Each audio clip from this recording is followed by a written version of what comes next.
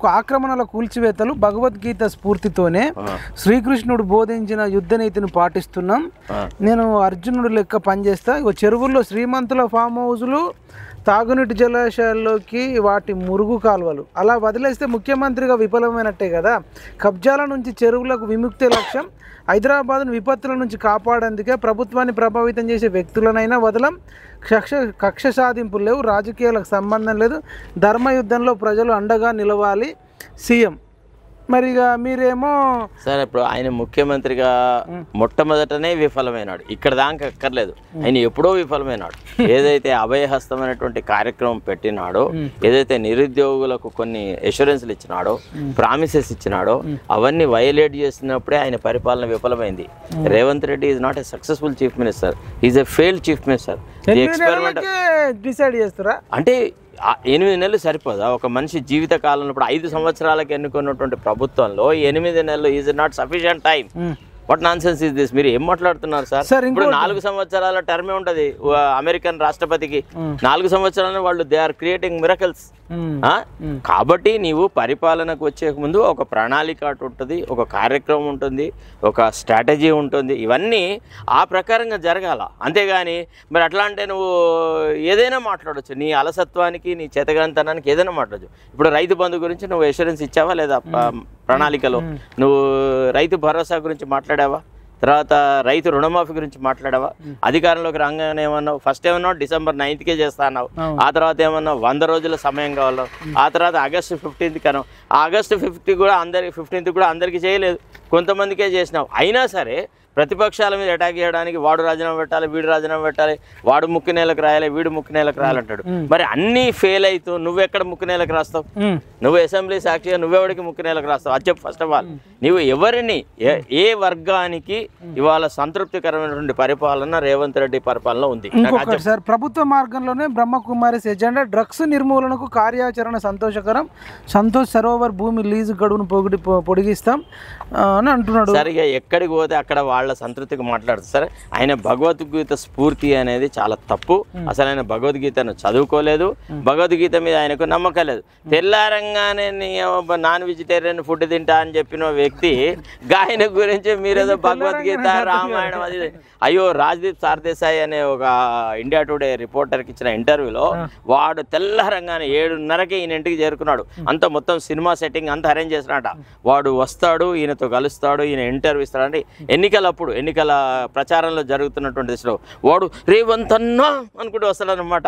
రండి రండి అంటాడు. మంచిగా కూర్చొని పెడతానంట డైనింగ్ టేబుల్ మీద. చికెన్లు, మటన్లు, కీమాలు అన్నీ పెడతానంట.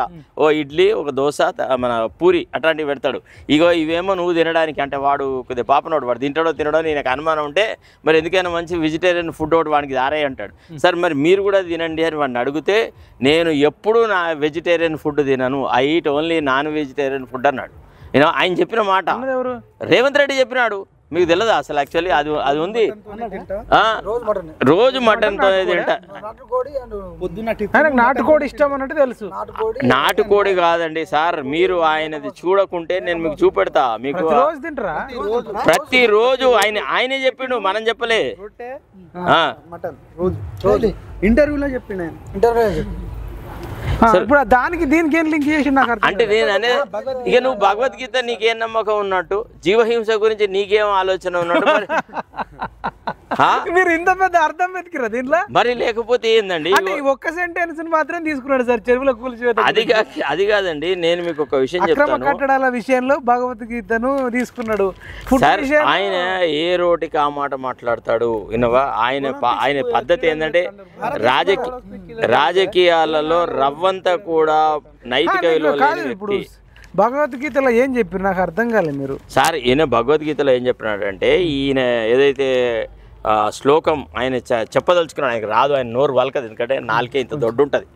రాలేదు, మొత్తం అంతా మాంసం తిని నాలుకే ఇంత దొడ్డు ఉంటుంది అన్నమాట.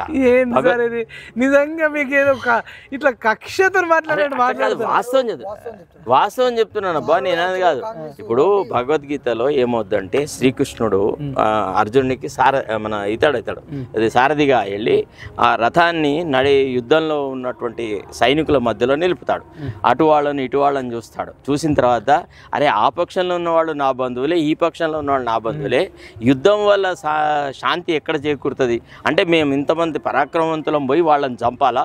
వాళ్ళందరూ ఎవరు? మా అన్నదమ్ములు, మా బావలు, అక్కలు, వీళ్ళే కదా. అమాయక ప్రజల ప్రాణాలు కోల్పోతాయని చెప్పేసి శ్రీకృష్ణ నాకు ఈ యుద్ధం వద్దు అని, నకాంక్షే విజయం కృష్ణ నచరాజ్యం సుఖాని చ కిన్నో రాజ్యేన గోవింద కిం భోగే జీవితేర్నవా అని ఒక శ్లోకం చెప్తారు. అంటే నాకు రాజ్యం వలదు, రాజ్యసుఖం వలదు, ఏది వద్దు, నేను అన్నీ వదిలెట్టుకున్నా, నేను ఇంతమంది యొక్క ప్రాణాలతోని ఇంతమంది యొక్క దేహాల మీద పరిపాలన నాకు అవసరం లేదంటాడు. అప్పుడు శ్రీకృష్ణుడు చెప్తాడనమాట, అట్లా కాదు, నువ్వు ఎవరి కోసం అయితే దుఃఖిస్తున్నావు, వీళ్ళందరూ ఆల్రెడీ చచ్చిపోయినారు, వీళ్ళని ఆల్రెడీ ఎందుకో చంపేసినాం మేము, నువ్వు వట్టిగా నిమిత్త మాత్రుడే, నీ యుద్ధం కేవలము నిమిత్త మాత్రం భవత్ సవ్య సాచి అంటాడు. నువ్వు ఒట్టిగా నిమిత్త మాత్రుడివే, ఇక చూడు అని చెప్పి తన విశ్వరూపం చూపెట్టేసేసి ఆల్రెడీ చచ్చిపోయిన వీరులందరినీ చూపెడతాడు అనమాట. ఇవి నువ్వు చేస్తుంది ఏంటంటే ఏదో ఒట్టిగా అట్లా యుద్ధం చెయ్యి అంతే తెచ్చాలి, నువ్వు బాణం వదిలితే చాలు, అది వాళ్ళకి తగులుతుంది. వీళ్ళందరూ పాపాత్ములు, ఎందుకు అంటే అధర్మ పక్షాన ఉన్నారు కాబట్టి వీళ్ళందరూ ఓటమికి అర్హులు అని చెప్పి చెప్తాడట. సో అట్లా కృష్ణుడు చెప్పినటువంటి గీతాజ్ఞాన బోధనతోని ప్రేరేతున్నై నేను ఈ కన్స్ట్రక్షన్స్ని కూలగొడుతున్నా, నేను అర్జునుని, ఆయనకైనా గొప్పగా చెప్పుకోవడం రేవంత్ రెడ్డి యొక్క స్వభావం. అంటే భగవద్గీతను మొత్తం ఫాలో అవుతాడా? బొంద భగవద్గీత అసలు ఆయనకేనా పచ్చి అవకాశవాదిని పట్టుకొని భగవద్గీతలు అని మాట్లాడతారేం సార్? ఆయన జీవితంలో మోరల్ కాండక్ట్ ఎక్కడ ఉంది చెప్పండి? His entire politics is all about manipulation. He has never stuck to any political ideology. ఏం మాట్లాడుతున్నారు? ఎక్కడి నుంచి మార్పు వస్తుంది? అరే ఏం సార్, మీరు ఒక పార్టీ టికెట్ మీద ఎన్నికైన వాళ్ళను ఈ పార్టీలోకి గుంజుకొని వాళ్లకు ఎంపీ టికెట్లు ఇచ్చి పార్టీ కార్యకర్తలను బొందబెట్టి రాజకీయాలలో పూర్తి అనైతికమైనటువంటి పరిపాలన సాగిస్తున్న రేవంత్ రెడ్డి పరిపాలనను మీరు రామరాజ్యము, భగవద్గీత ఇవన్నీ మాట్లాడడం చాలా చెత్త మాట.